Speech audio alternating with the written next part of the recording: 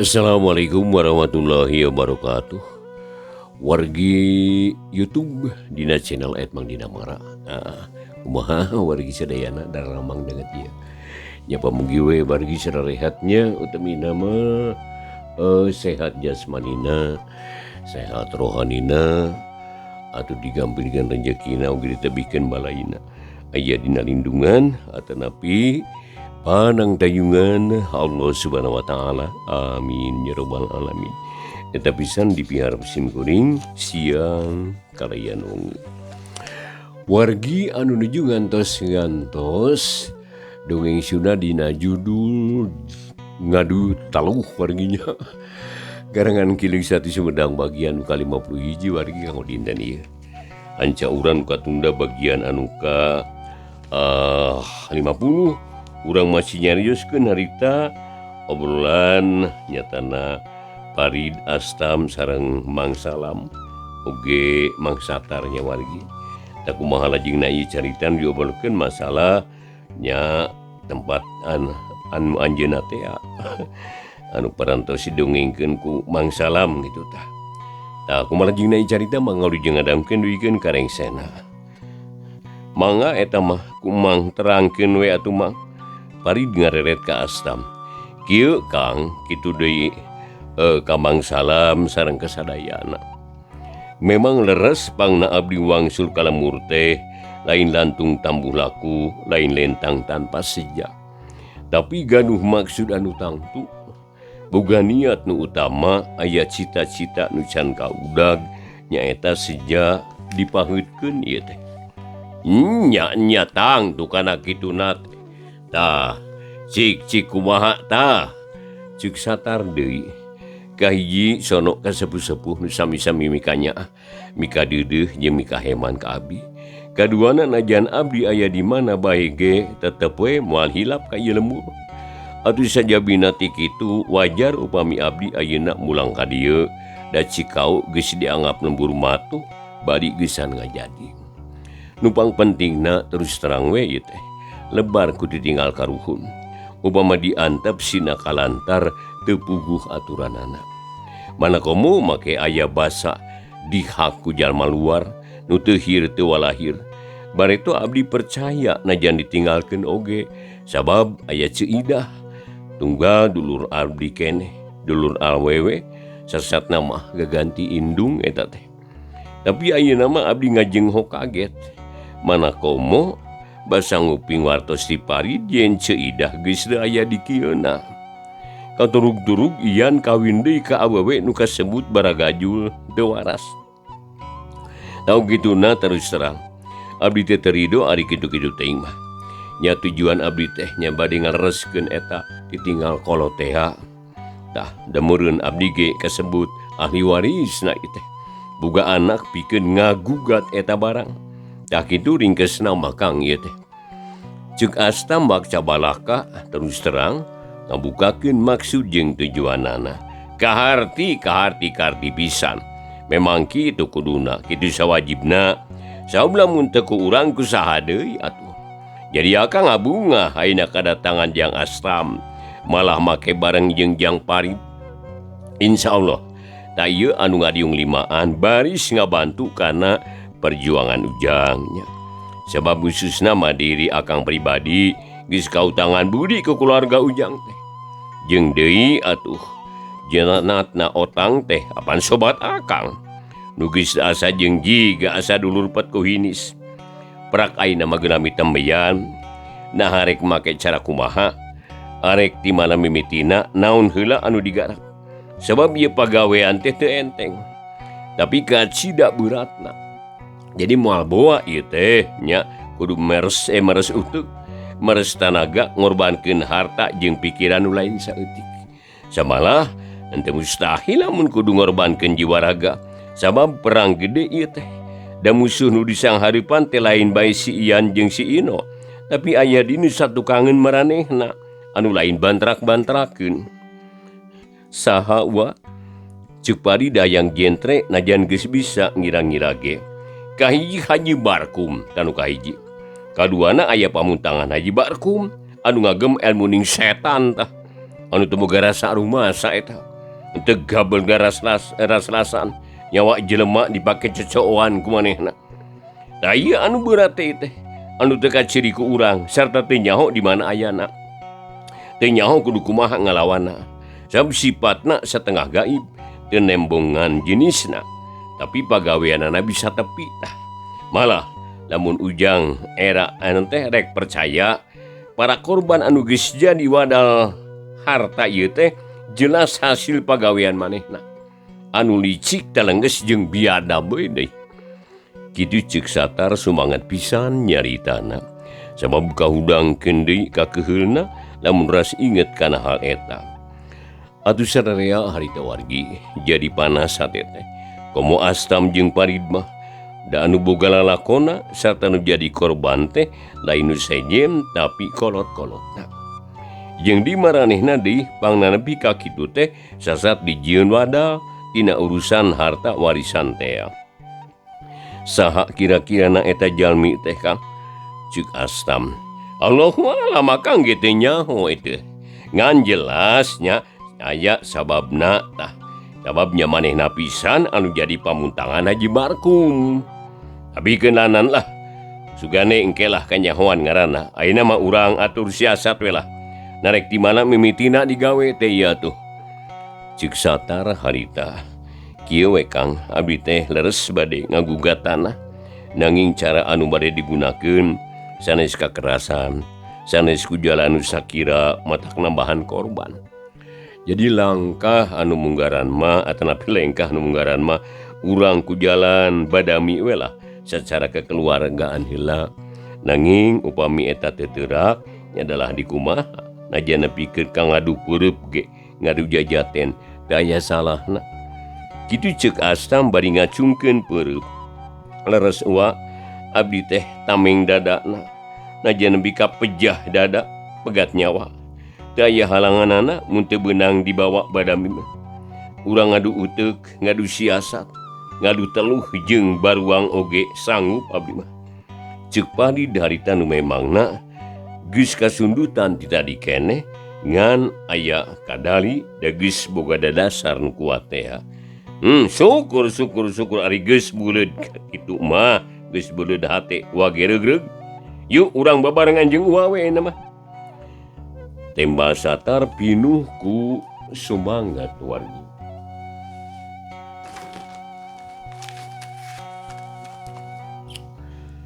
Kayaan peuting harita wargi beuki jempling bae. Hawa atuh karasana tiis. Jadi asa nyecep nyerep kana sungsum balu. Hujan ibun geus turun, bentang berenang pating karetip, pating kariceup mapaes langit biru. Dikarasa nyarelekna waktu teh. Jadi malah geus kadenge sora hayam jago nu kongkorongo. Jadi peuting geus nincak kana janari leutik anu badami geus rengse, putusan nu kaceka poe isuk rek mimiti metakeun akal tarekah. Ngagugat banda titinggal Nyi Idah teh. Bang Salam jeung anak buahna geus buleud patekadan. Yen arek ngabantu nepikeun karengse, sabab geus lila ngarep-ngarep hayang ngarengsekeun masalah eta.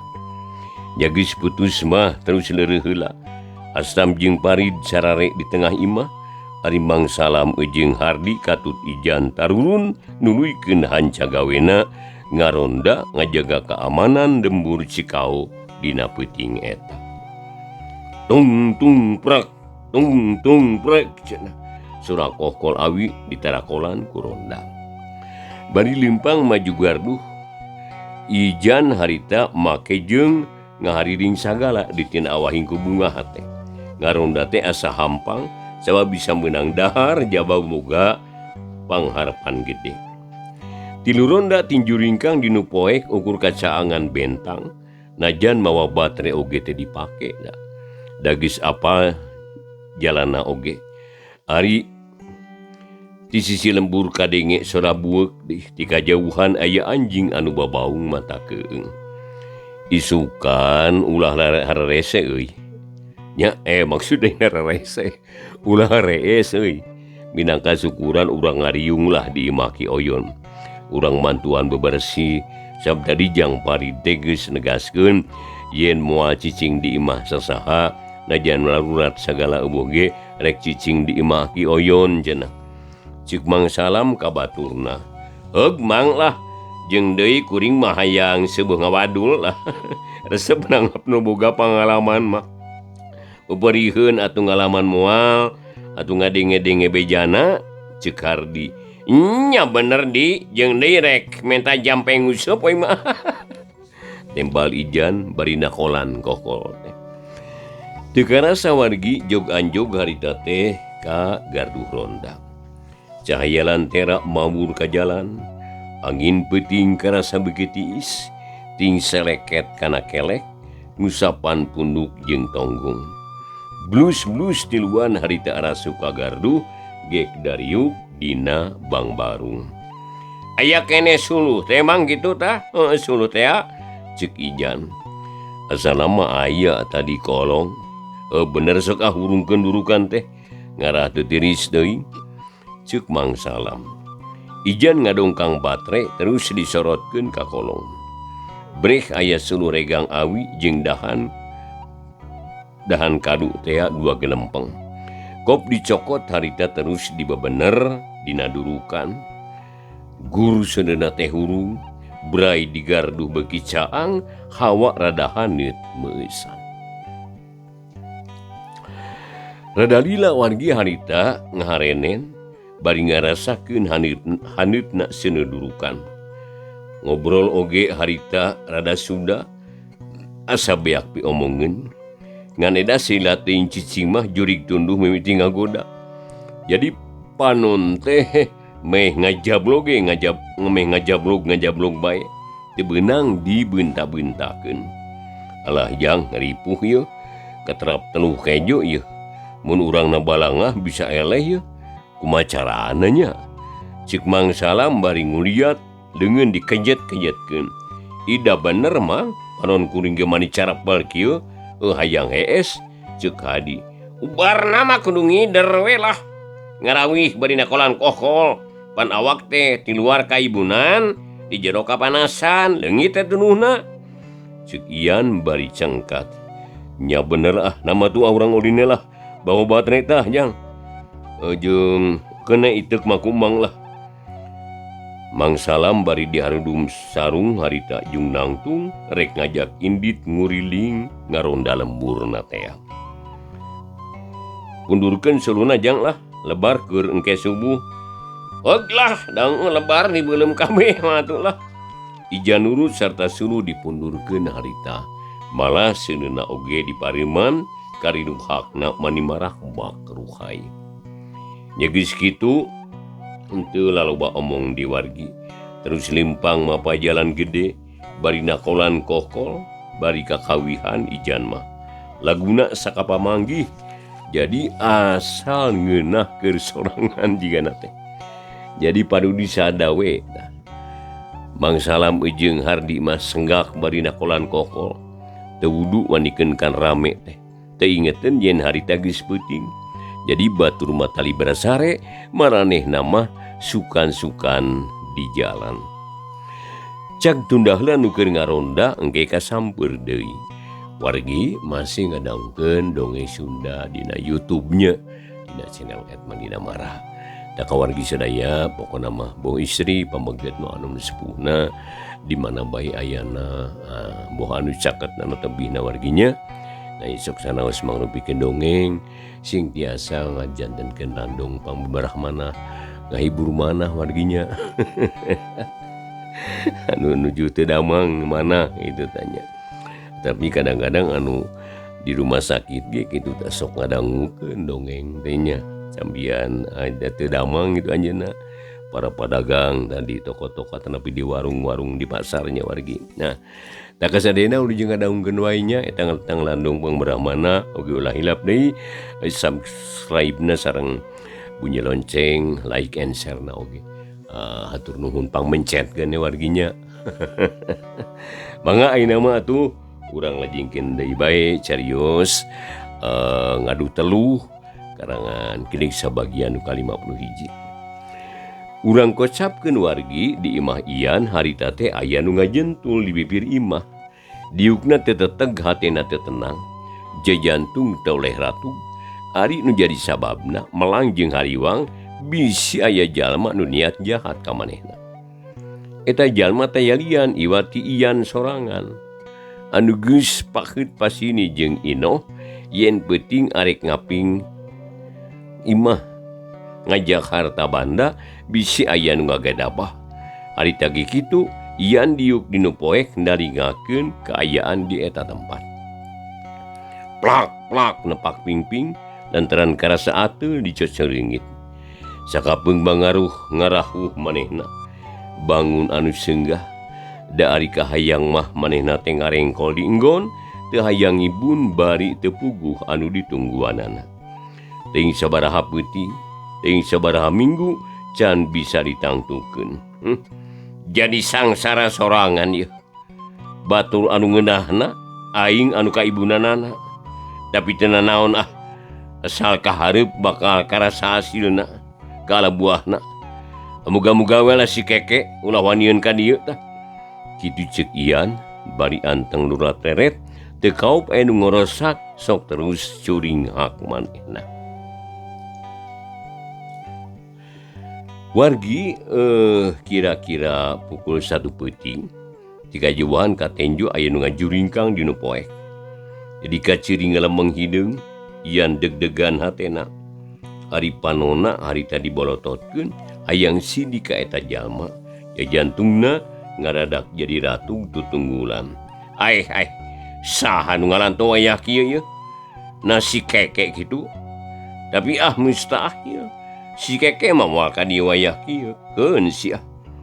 Cik Ian bari taki-taki terus ngateyep sasalingkeran kanu poek panona melong kanu tadi ngajuringkang teh.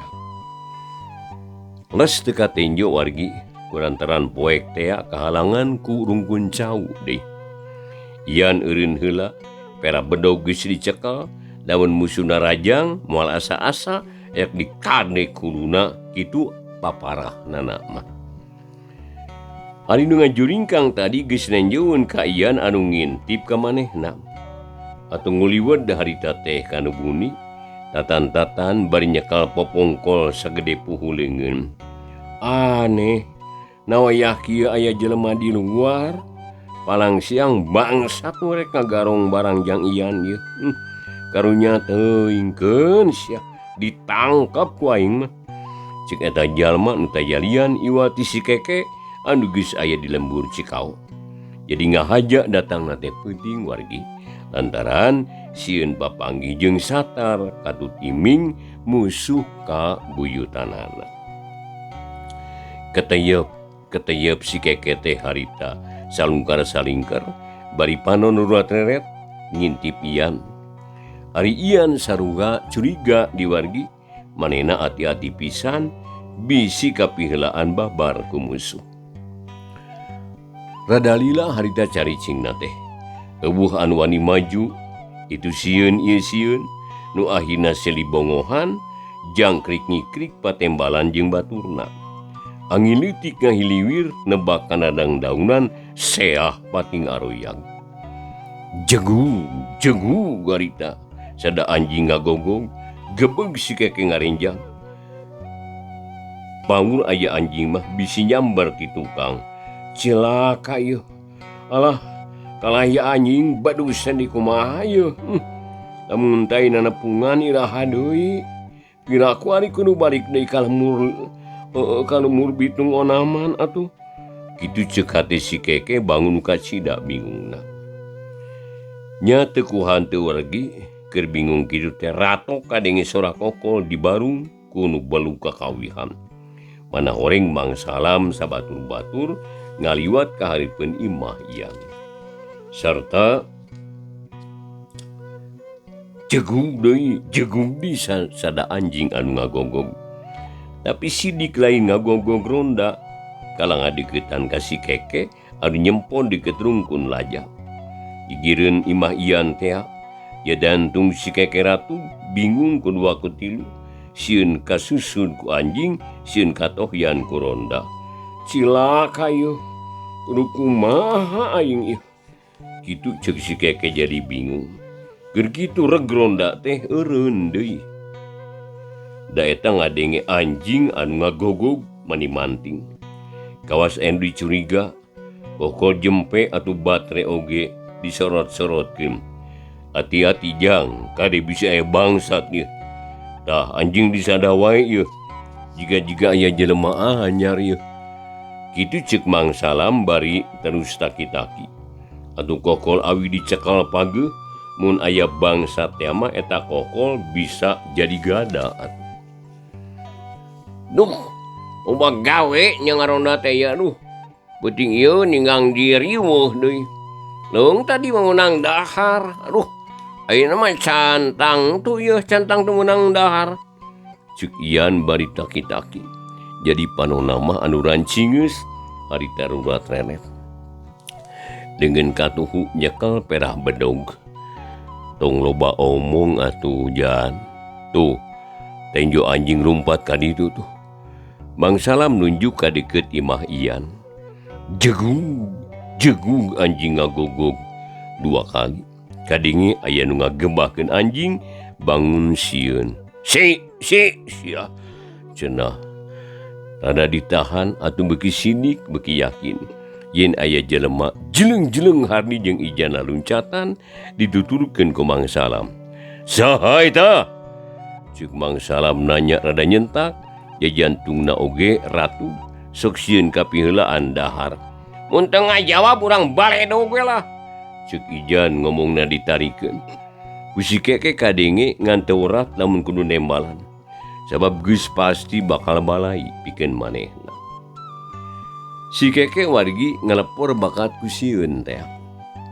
Pikiranana jadi gempeur.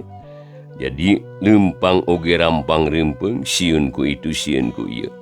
Jeba aya anjing deui si Keke uyup aya pendeangan batu kabeneran aya nu karampak sagede peureup. Muga-muga we ieu batu singkeuna ka anjing gejul ieu. Awas ya. Cekati si Keke bari terus maredogkeun batu korosa kana daun-daunan brug kana taneuh gawawak anjing teh kala beuki manting ngagogogna tarik pisan. Si Keke harita reuwas manehna. Lat poho kana temah wadi burung lumpat satakar tanaga. Nyapuguh anjing teh kala beuki tarik ngagogogna ngabeucin udag si Keke. Wah, sinik bangsat euy udag. Ulah meunang lolos ieu. Ceuk Mang Salam ngahatean ka baturna. Bari terus nakolan kokol. Gero Ijan jeung Hadi tinggorowok. Bangsat euy cenah. Bari terus ngudag si Keke. Ngadengi anu gogorowo kan nyebut bangsat, Ian mah rikat luncat kana golodog. Kolotrak harita mukakeun panto. Brai muka blus ka jero imah, dibarung kulatuk jajantung, malah inoh gengone jat hudang, tibuburan jat deui, kaluar di kamar. Atuh gok patapung jeung salakina di tengah imah, terus nanya bari mencerong. Aya naon Kang? Aya naon?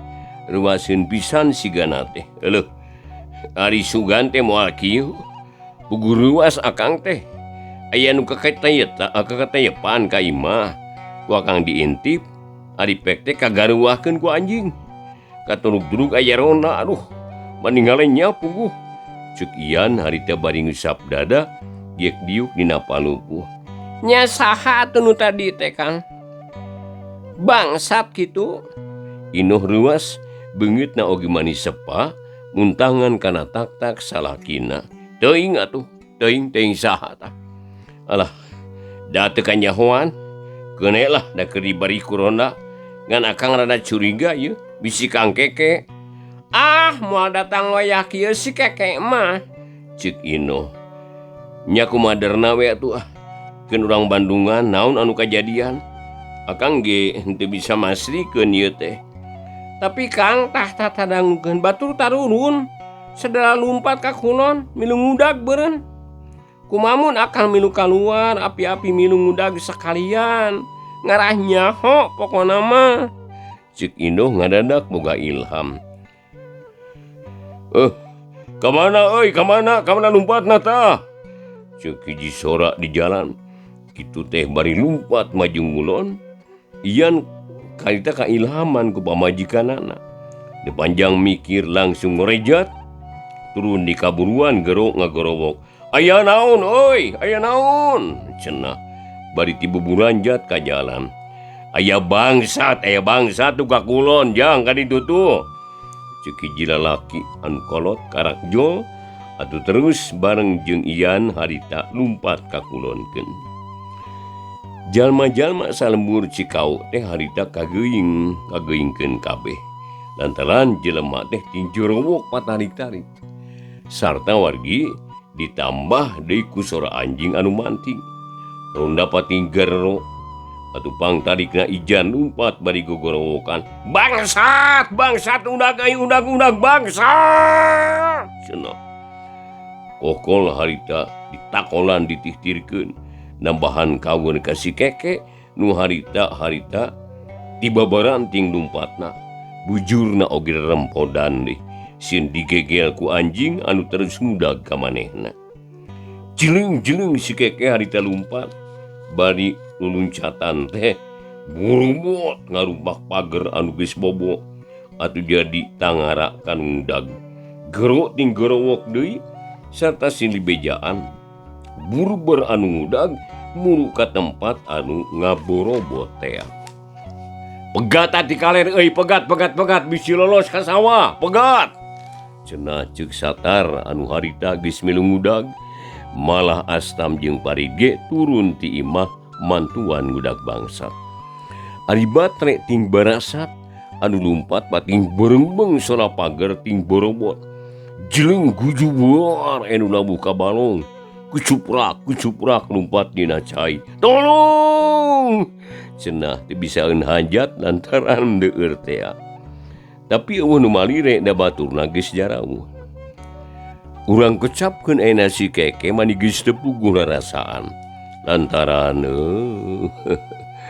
waktos na wargi sadayana henteu nyekapannya rupina dongeng Sunda dina judul Ngadu Teluh wargi karangan Kiliksa bagian anu ka 51 wargi urang pungkas dicekapkeun bikin ka dieu bae wargi sadayanya.